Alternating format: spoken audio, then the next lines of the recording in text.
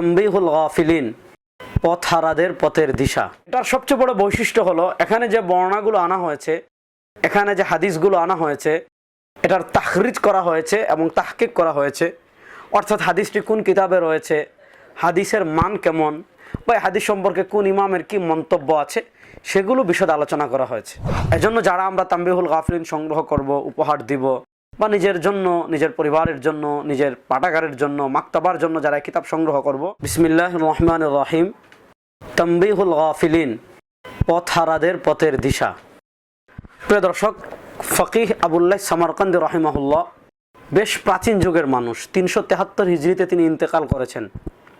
তার জীবনী সংক্রান্ত যত কিতাব পাওয়া যায়, বিশেষ করে ইমাম খায়রুদ্দিন জিরিকলির আলা আলাম যদি আমরা দেখি, সেখানে আবুল্লাহ সামারকান্দি রাহিমাহুল্লাহর জীবনী আলোচনা করতে গিয়ে তার বিখ্যাত তানবীহুল গাফিলিনের কথা সকলেই লিখেছেন।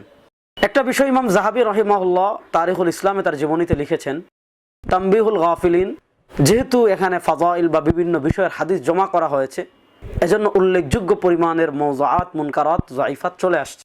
আরবিতে এটার প্রচুর তাহকিকি নুসখা আছে। তো আমাদের জন্য খুবই ভালো লাগার এবং আনন্দের একটা সংবাদ। এটার সবচেয়ে বড় বৈশিষ্ট্য হলো এখানে যে বর্ণনাগুলো আনা হয়েছে, এখানে যে হাদিসগুলো আনা হয়েছে, এটার তাখরিজ করা হয়েছে এবং তাহকিক করা হয়েছে।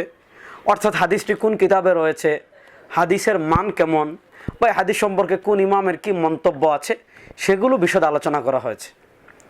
এই জন্য যারা আবুল্লাহ সামারকান্দি রাহিমাহুল্লাহর এই কিতাব থেকে আমরা যারা ইস্তেফাদা লাভ করছি বা সামনে করব, এজন্য আমরা এই কিতাব সংগ্রহ করব, পড়ব। আল্লাহ রাব্বুল আলামিন এই কিতাব থেকেও পরিপূর্ণভাবে ইস্তেফাদা লাভ করার তৌফিক দান করুন।